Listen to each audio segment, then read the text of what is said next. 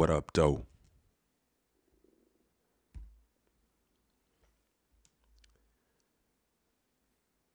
Oxford English Dictionary. Gold.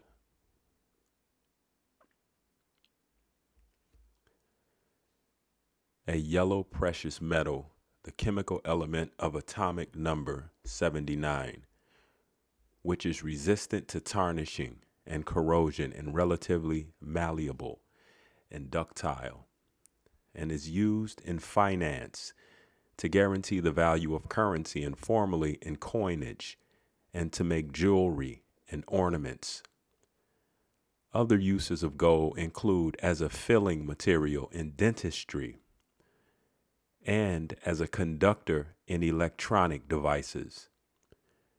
Gold is rare in nature, occurring as the free metal in some gravels and quartz veins, and as a constituent of certain minerals. You wouldn't think it was rare by how much of it you see today. This is from Thought Co. How is gold formed? Origins and process. Origins and process. Anne Marie Helmenstein, PhD. Gold is a chemical element easily recognized by its yellow metallic color. It is valuable because of its rarity, resistance to corrosion, electrical conductivity, malleability, ductility, and beauty. If you ask people where gold comes from, most will say you obtain it from a mine, pan for flakes in a stream, or extract it from seawater. However, the true origin of the element predates the formation of Earth itself. From stellar explosions to its presence in Earth's crust, here's how gold is formed.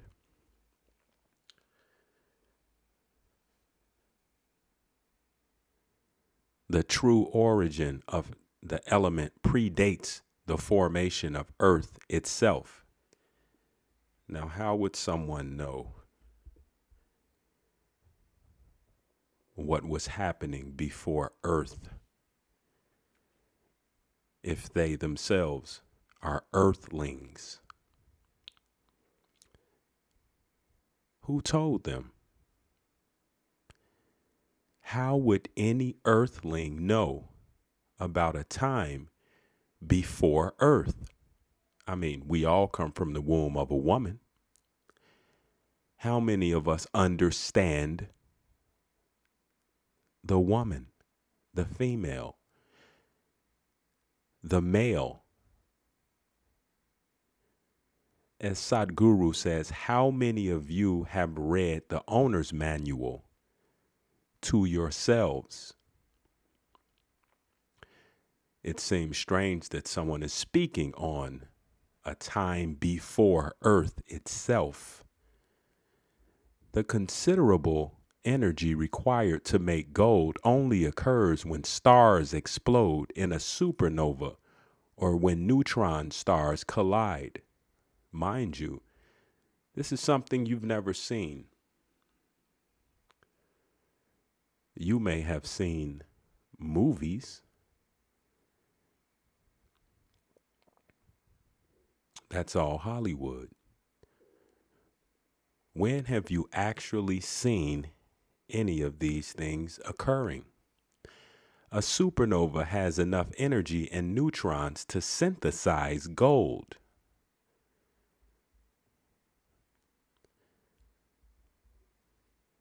All of the gold found on Earth came from the debris of dead stars. As the Earth formed, heavy elements such as, again, as the Earth formed, how would anyone know about anything that has to do with Earth forming? Just because someone has a PhD at the end of their name, they know about as much as you know.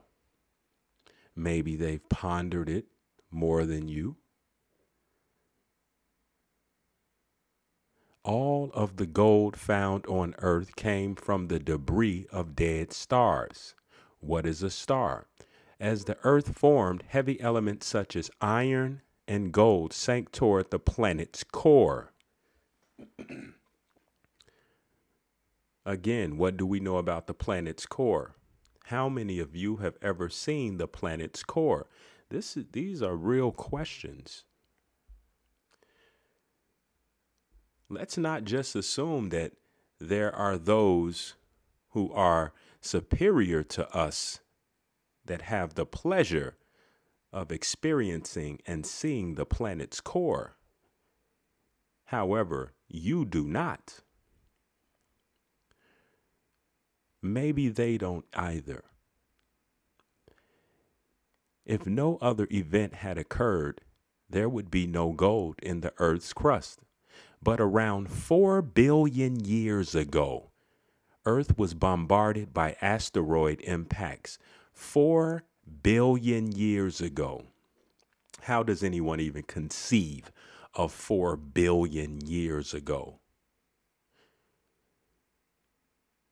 Sure, someone can use their numbering system to count up 4 billion pieces of paper, maybe.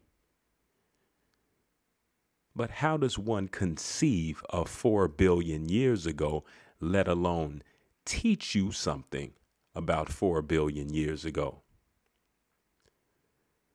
These impacts stirred the deep layers of the planet and forced some gold into the mantle and crust. This is seems like the making of an okay story. Some gold may be found in rock ores. It may occur as flakes as the pure native element, and with silver in the natural alloy electrum. Erosion frees the gold from other minerals. Since gold is heavy, it sinks and accumulates in stream beds, alluvial deposits, and the ocean. Earthquakes play an important role, as a shifting fault rapidly decompresses mineral-rich water. Earthquakes play an important role, as a shifting fault rapidly decompresses mineral-rich water. When the water vaporizes, veins of quartz and gold deposit onto rock surfaces. A similar process occurs within volcanoes. I don't know about you, but it starts to sound like this is something that someone wants you to believe, as opposed to reality. In 2016, the United States Geological Survey estimated about 7.8 million troy ounces, or 244,000 U.S. tons, had been discovered since the dawn of civilization. There goes the idea that gold is rare. Gold accounts for a few parts per billion of the mass of the Earth's crust. While it's not economically feasible to extract much gold, there are about 1 million tons of gold in the top kilometer of the Earth's surface. Again, doesn't seem rare to me. And with 1 million tons of gold in the top kilometer of the Earth's surface, I would guess that there are people who are trying to peel back that layer. Just peel it off, rip it off like a Band-Aid. Japanese physicist Hantaro Nagoka first synthesized gold by bombarding mercury and neurons, or mercury with neutrons, in 1924. Japanese physicist Hantaro Nagoka first synthesized gold by bombarding mercury with neutrons in 1924. While transmuting mercury into gold is easiest, gold can be made from other elements. Gold can be made from other elements, even lead. And here it is. I thought gold was gold. I thought it was just that pure, malleable, yellow metal. 0.9999%, 24 karat gold.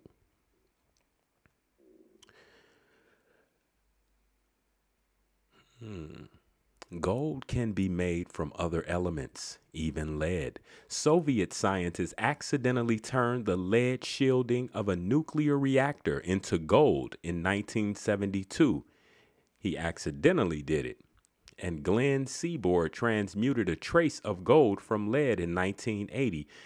He accidentally did it.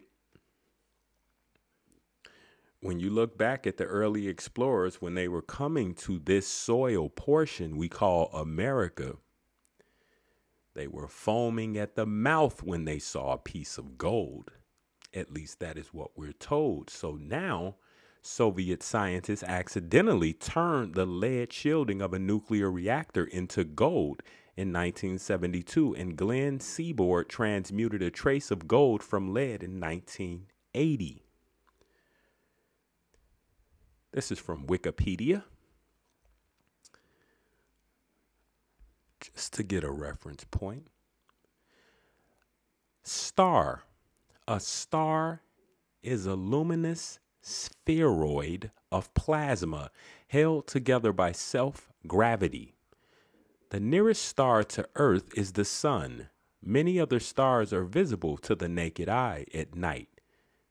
Their immense distances from Earth make them appear as fixed points of light.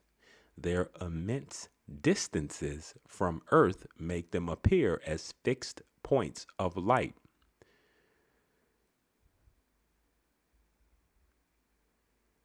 Oxford English Dictionary. Star.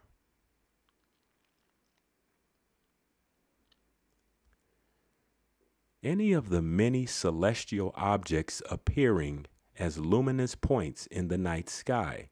Any of the many celestial objects appearing as luminous points in the night sky. Stars consist primarily of a plasma of hydrogen and helium and are classified according to their brightness. So stars are not solid objects, if a star even exists. Have you ever thought about that?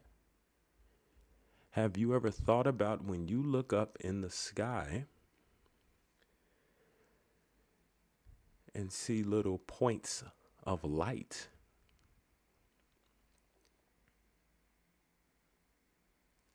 Is that a star or is that a projection?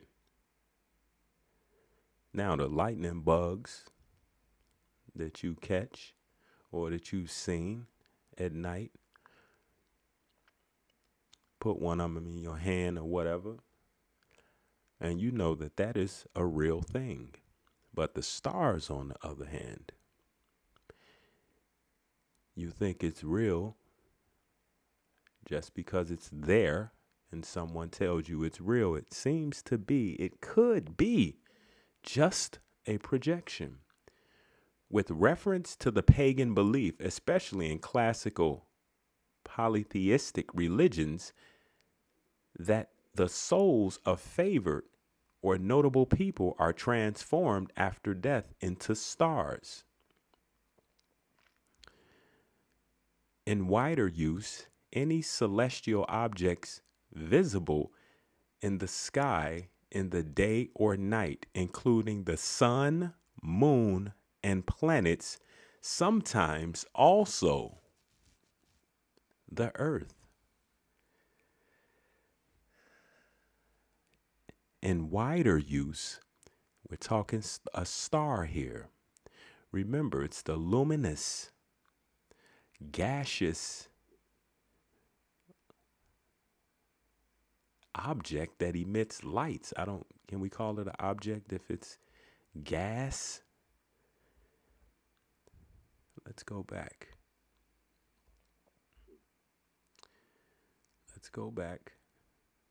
Stars consist primarily of a plasma of hydrogen and helium and are classified according to their brightness. Hydrogen and helium. So a star, these are gases. So this is in wider use, this is also what a star is. Any celestial object visible in the sky in the day or night, including the sun. Okay, they're saying the sun is a star. Stars, hydrogen, helium. The moon, same thing, not a solid object, right? This is what they're saying, as well as planets. Sometimes also the earth. Now, what does this mean? Does that mean the earth that you're standing on right now? Or is that the earth that is shown to you to be the earth?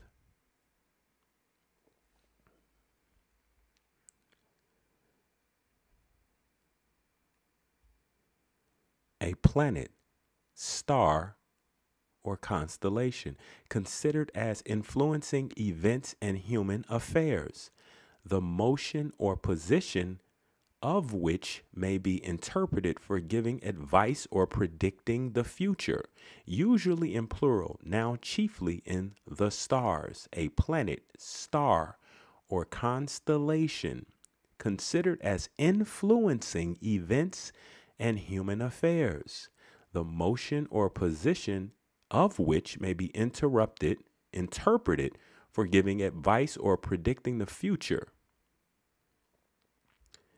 A spark or flash of light.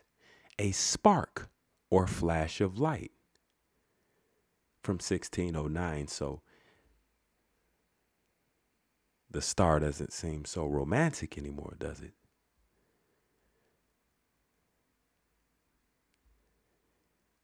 Any of a number of small pieces of combustible material used in a firework or flare when seen burning high in the air.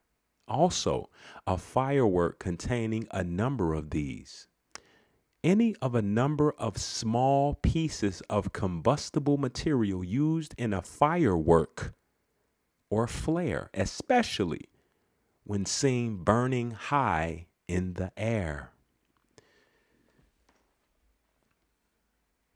I'm not trying to mess up your stargazing.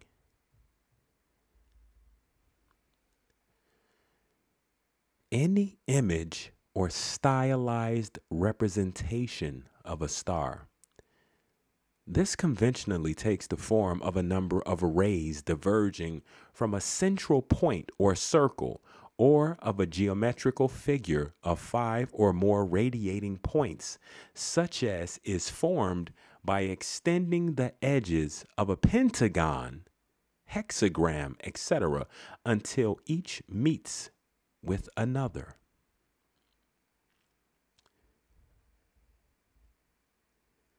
This is the Satanic Bible, Anton Szandor LaVey. As you can see, we have what we have been showed is a star.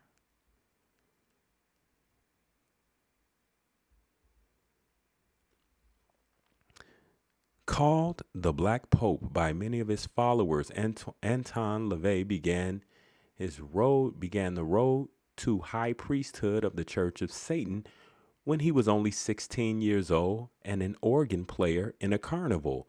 On Saturday night, I would see men lusting after half-naked girls dancing at the carnival. And on Sunday morning, when I was playing the organ for tent show evangelists at the other end of the carnival lot, I would see these same men sitting in the pews with their wives and children, asking God to forgive them and purge them of carnal desires. And the next Saturday night, they'd be back at the carnival or some other place of indulgence. I knew then that the Christian church thrives on hypocrisy and that man's carnal nature will out. From that time early in his life, his path was clear. Finally, on the last night of April 1966. I'm not sure what that word is.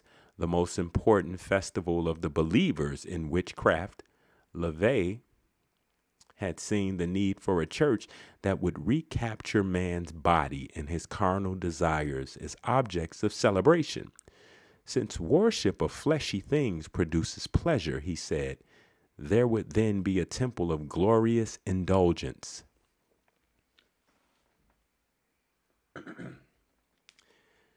The Satanic Bible, Anton Szandor LaVey. There he is, throwing up his set with his hands, standing in front of what you have been taught is a star.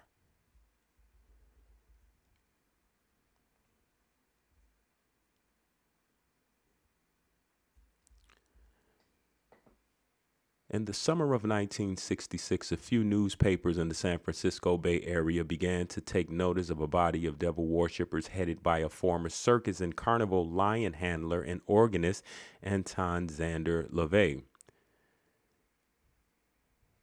The black arts was nothing new in the world. It had traces in a hellfire club that existed in 18th century England, a satanic circle led by Aleister Crowley in England a century later, and the Black Order of Germany in the 1920s and 30s. But two aspects of the San Francisco group made them different from their predecessors. They were blasphemously organized into a church, the First Church of Satan, instead of the usual coven Satanism and witchcraft lore, and they carried on their black magic openly instead of underground. Wedding, baptism, and funeral ceremonies dedicated to the devil were held in the Church of Satan, with the press invited. Rituals were staged at midnight in the old dark Victorian house of LaVey, an incongruous building among all the white and yellow stucco houses in the San Francisco neighborhood a short way from the cliffs along the Golden Gate. Occasionally, the roar of a full-grown lion that lived in the black house with the LaVey family reverberated through the night, spooking the neighbors who were already upset about living so close to hell. By 1967, the newspapers that were sending reporters to write about the Church of Satan extended from San Francisco across the Pacific to Tokyo and across the Atlantic to Paris, when a wedding or funeral was held with a naked woman serving as altar to Satan. The Associated Press and other wire services were on hand to transmit the story and the scandalous photographs to thousands of periodicals. They weren't that scandalous. The periodicals sure didn't think so. Groups affiliated with the Church of Satan were organized in other parts of America and in England, France, Germany, Africa, and Australia. In existence less than a year, the Church of Satan had already proved one of its cardinal messages. The devil was alive, highly popular with a great many people. Anton LaVey called the Black Pope by some of his followers. On Saturday night, he recalls, I would see men lusting after half-naked girls dancing at the carnival, and on Sunday morning when I was playing the organ for tent show evangelists at the other end of the carnival lot, I would see these same men sitting in the pews with their wives and children, asking God to forgive them and purge them of carnal desires. And the next Saturday night, they'd be back at the carnival or some other place of indulgence. I knew then that the Christian church thrives on hypocrisy, and that man's carnal nature will out no matter how much it is purged or scourged by any white light religion. Or it could have just been those men in particular. He was only 18. He was on his way toward formulating a religion that was an old religion, older than Christianity or Judaism, but it had never been formalized, arranged into a body of thought and ritual. That was to be LaVey's role in 20th century civilization. He is the descendant of Georgian, Romanian, and Alsatian grandparents, including a gypsy grandma who passed on to him the legends of vampires and witches in her native Transylvania. This is what you get when the foreigners hit your shores. This is what you get. Not only the cross,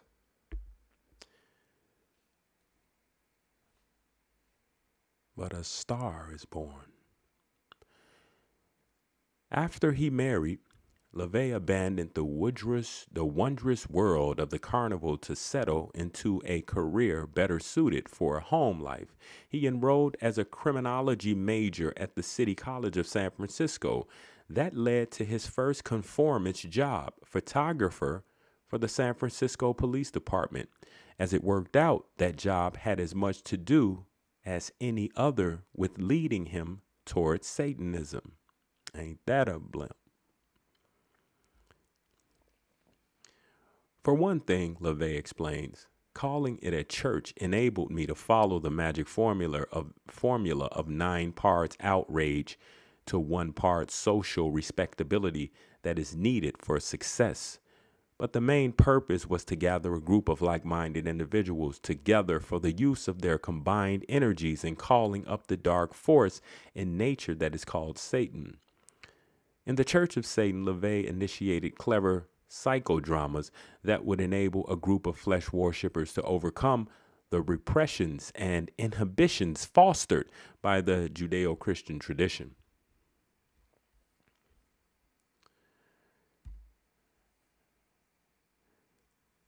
Satanism is a blatantly selfish, brutal religion. It is based on a belief that man is inherently a selfish, violent creature, that life is a Darwinian struggle for survival of the fittest, that the earth will be ruled by those who fight to win the ceaseless competition that exists in all jungles, including that of urban societies. Again, when foreigners reach your shores, understand there are the people who would like to be left alone, like the people who were on this soil. For me, for instance, people who would like to be just left alone. But then you have people who are miserable and would stop at nothing to make you miserable as well.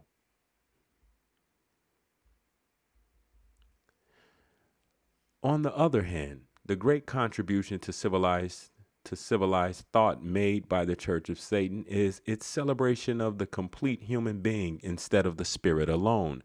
The signs are everywhere that humanity is striving to burst the restrictive bonds of religion. It was predicted in the Bible, for that matter, in symbolic passages that dealt with Satan chained for 1,000 years, after which he would break free and foment deviltry on the earth. Now it is happening. Sex is exploding in movies and literature, on the street and in the home. People are dancing topless and bottomless. Youths are throwing off restrictions that deny pleasure in mind and body. There is a ceaseless quest for entertainment, gourmet foods and wines, adventure, enjoyment of the here and now. Man is no longer willing to wait for any afterlife that promises to reward the clean, pure, translate ascetic, drab spirit. There was a mood of neo-paganism and hedonism, and from it have emerged a wide variety of intelligent individuals: doctors, lawyers, engineers, teachers, writers, actors, stockbrokers, clerks, printers, nurses, to cite just a few categories of the Satanic Church members. In the Satanic Bible, Anton LaVey explains the philosophy of Satanism better than any of his ancestors in the kingdom of darkness, and describes the various rituals and trappings that have been devised to create a true church of flesh worshippers. Again, people who have not read the owner's manual to themselves. So it's very difficult for them to understand what they might be feeling.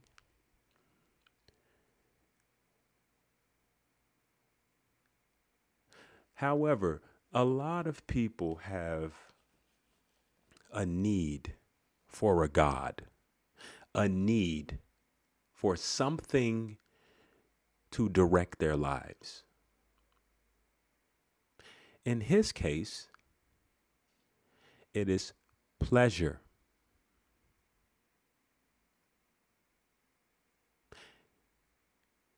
In his case, pleasure is his God.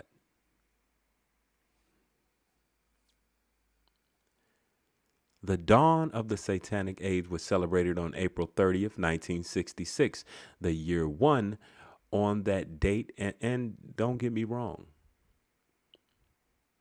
not all of us need a God. Not all of us need something to look up to or to look down upon. Not all of us need someone to direct our course. Guess what? It comes natural to some of us. The dawn of the Satanic Age was celebrated on April 30th, 1966. And of course, it's 1966, 966. Of course, the year one. I wouldn't have it any other way. The year one. On that date, Anton Szandor LaVey consecrated the Church of Satan in the city of San Francisco and assumed office as its first high priest. The Satanist, on the other hand, regards traditional witchcraft as merely a neurotic reaction against the established religions of the parent culture. The worship of any deity or deities under any guise whatsoever is repulsive to the black magician, who considers all the black magician. Remember, when you call yourself black, this has nothing to do with this, but the word black, it never stands for anything that you think it does or anything that perhaps represents you. To the black magician, and bloody magician. What are you, a bloody magician? Who considers all protestations of faith or trust in a supernatural protectorate to be humiliating, demonstrations of cowardice and emotional insecurity. Satanism has been frequently misrepresented as devil worship, when in fact it constitutes a clear rejection of all forms of worship as a desirable component of the personality. It is not so much an anti-religion, a simple rebuttal of any one belief, as it is an unreligion, an uncompromising dismissal of all insubstantial mysticism. Ritual and fantasy play a very real part in the activities of the Satanic Church. Seems as though this can't exist without the other, which tells me it's not natural. Satanism advocates unrestricted freedom. So does unrestricted freedom. So does freedom. Freedom is freedom. Freedom is something that, the thing that we use the word freedom to describe is something that is natural. It's something that exists naturally, unless you have people who aren't happy unless they're controlling other people, unless they're manipulating other people. Otherwise, the thing that we all talk about and we put the label of freedom on it, that thing is natural. That thing doesn't need to be spoken of. Well, today it does, and it has for thousands of years, because it always seems to be a group of people who need to control others and need to have others miserable.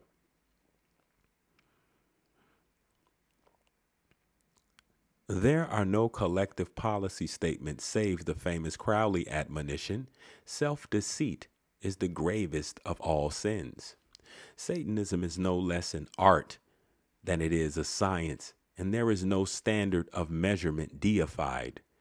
LaVey is of Georgian, Alsatian, and Romanian gypsy descent. LaVey should have stayed home. He should have stayed home. He should have stayed at the flat. He should have stayed home. Seriously. Where's home at? I guess he said his grandmama was a gypsy.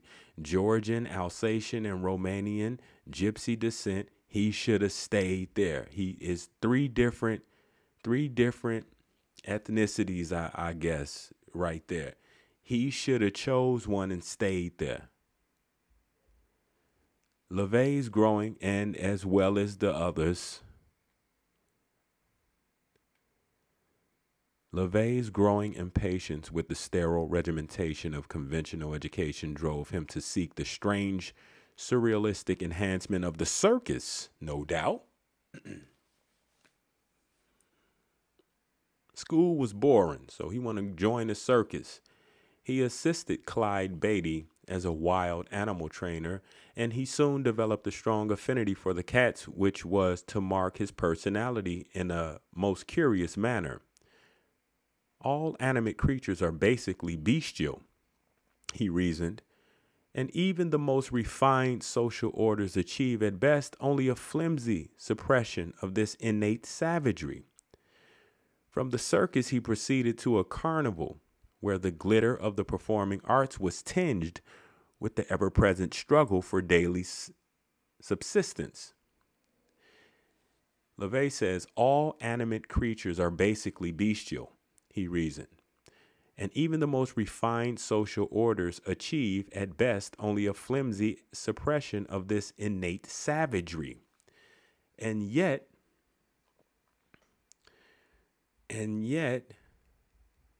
when the foreigners reached our shores, they called us savages.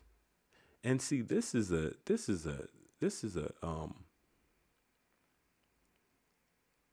something that should be addressed. The way he says that all animate creatures are basically bestial. He's talking about humans. He's talking about people. All are basically bestial. And even the most refined social orders achieve at best only a flimsy suppression of this innate savagery.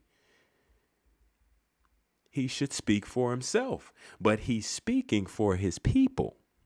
He's speaking for the mentality of a people who today, presently, are an occupying force in this land. LaVey worked in a world of misfits, sideshows, freaks, and human oddities. And here he was to learn the craft of the stage magician, whose success depends upon the contrived distraction of the audience's attention. This is Hollywood. He studied criminology in college and eventually worked with the San Francisco Police Department as a photographer. As a circus professional, he had seen Carnal Man at his most artistic. Now he was to view him at his most vicious. 3 years of the gore, brutality, and abject misery that permeate the criminal subculture left him sickened, disillusioned, and angered with the rampant hypocrisy of polite society. So he became what he despised, or he became what had sickened him, what had diseased him. He turned to the pipe organ as a means of living and devoted the greater part of his efforts to what was to become his life's work, black magic.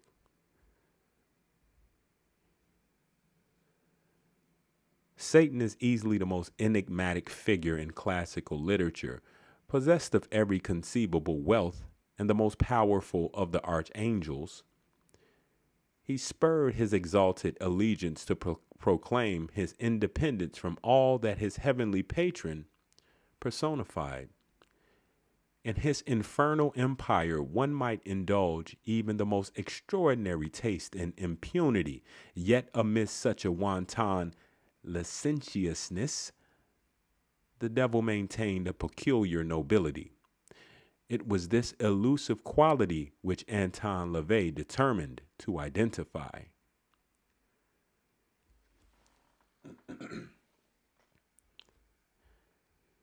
In 18th century England, a Hellfire Club with connections to the American colonies through Benjamin Franklin. In the 18th century, the 1700s, England, a Hellfire Club with connections to the American colonies through Benjamin Franklin.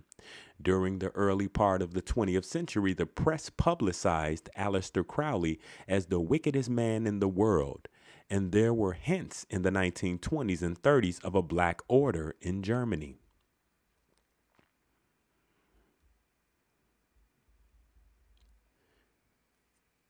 All of LaVey's background seemed to prepare him for his role. He is the descendant of Georgian, Romanian, and Alsatian grandparents, including a gypsy grandmother who passed on to him the legends of vampires and witches in her native Transylvania. Imagine that. A grandmother, you sit at your grandmother's feet, or your grandmother tells you a bedtime story about vampires, witches in their native Transylvania. As early as the age of 5, LaVey was reading Weird Tales magazines and books such as Mary Shelley's Frankenstein and Bram Stoker's Dracula.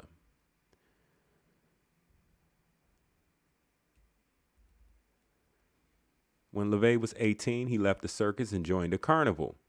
There he became assistant to a magician, learned hypnosis, and studied more about the occult. It was a curious combination. On the one side, he was working in an atmosphere of life at its rawest level of earthy music, the smell of wild animals, and sawdust. Acts in which a second of mistiming meant accident or death, performers that demanded youth and strength and shed those who grew old like last year's clothes. A world of physical excitement that had magical attractions. On the other side, he was working with magic in the dark side of the human brain. Perhaps the strange combination influenced the way he began to view humanity as he played organ for carnival side shows. On Saturday night, LaVey recalled in one of our long talks, I would see men lusting after half-naked. We read that again. We read that already. I was playing organ for a tent show evangelist at the, I would see these men again. Okay.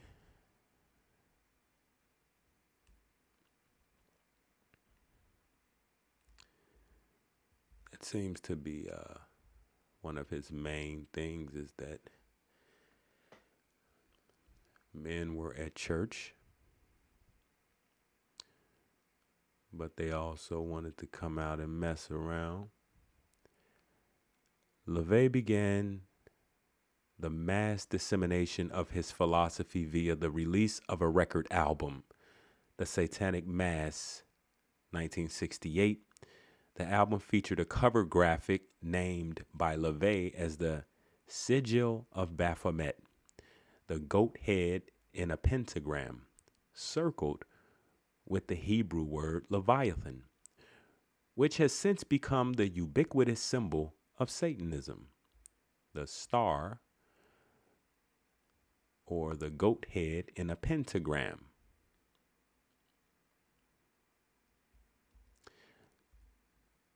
Symbol of Baphomet. The symbol of Baphomet was used by the Knights Templar to represent Satan. Through the ages, this symbol has been called by many different names. Among these are the Goat of Mendes, the Goat of 1,000 Young, the Black Goat, the Judas goat, and perhaps the most appropriately, the scapegoat. Baphomet represents the powers of darkness combined with the generative fertility of the goat.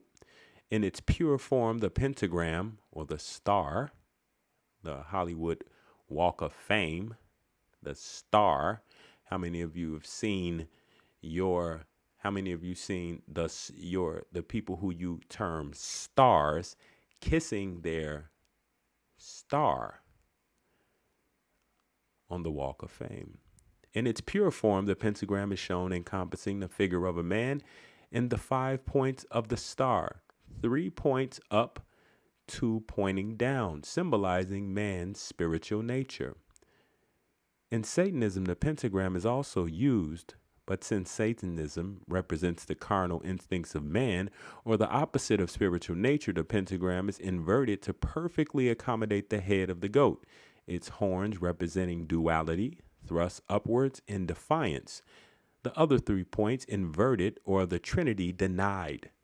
The Hebraic figures around the outer circle of the symbol, which stem from the magical teachings of the Kabbalah, spell out Leviathan, the serpent of the watery abyss, and identified with Satan. These figures correspond to the 5 points of the inverted star. The symbol of Baphomet is placed on the wall above the altar. Here it is, the Baphomet within the star or the pentagram.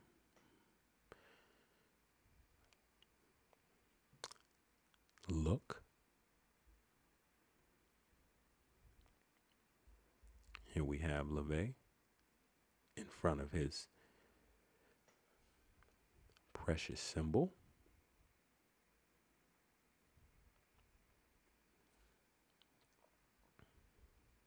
Very serious.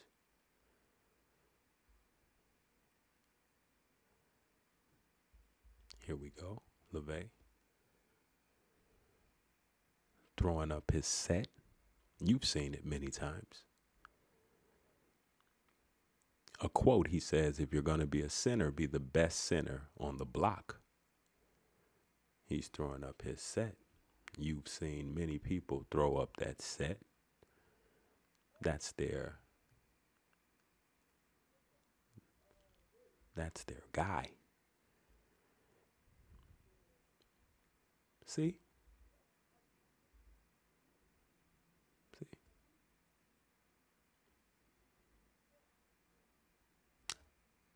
Look.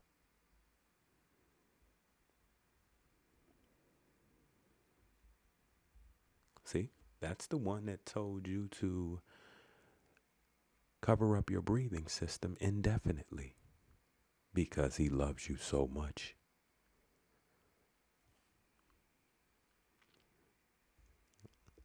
No, he ain't throwing up peace to you. No, he ain't saying peace out. It's not what that is.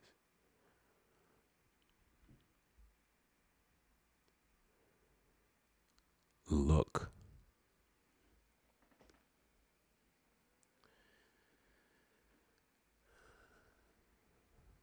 Rather disgusting.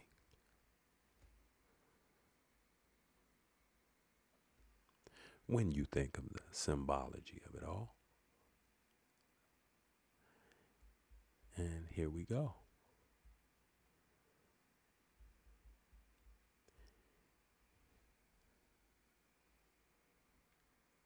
Yeah, you know, that's the Baphomet.